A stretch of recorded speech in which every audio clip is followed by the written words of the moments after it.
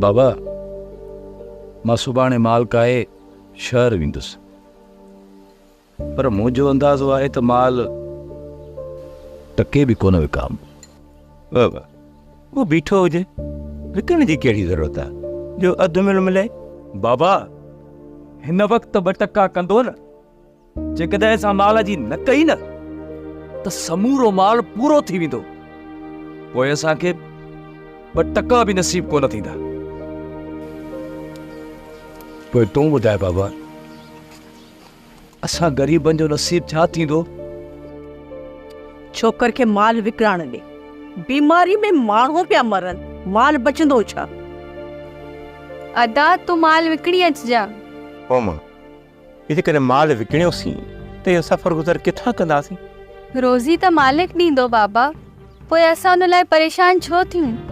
सही थी चवीं अम्मा, असांजो त ईमान ई खसिजी वियो आहे। तॾहिं त असीं सूरनि में आहियूं, तॾहिं त इहे बीमारियूं अची वियूं आहिनि। असांखे पंहिंजे रब ते यकीन करणु घुरिजे, पोइ ॾिसजा कॾहिं बि इहे बीमारियूं कोन ईंदियूं। बेबड़े तूं सही थी चईं, असांजो त रब जे मथां ईमान पको आहे, जेको पखियुनि खे बि ॾींदो आहे, पर उहे बचाए न आहिनि रखंदा, ऐं असीं हिर्स ऐं हवस में काइजी पिया आहियूं। बाबा मां पोइ असुर वेल मालकाए शहर तरफ़ निकिरी वेंदुसि। 2-3 ॾींहं बि थी सघनि था, थी सघे थो त मथे ॾींहं बि लॻी वञनि, पर बाबा मुंहिंजी वापसी ताईं मेड़ाको न कजो। हा बा, तुंहिंजी वापसी ताईं कुझु बि कोन थींदो। तुंहिंजे पीउ में अकुल आहे किथे जो ई मेड़ाके में वे?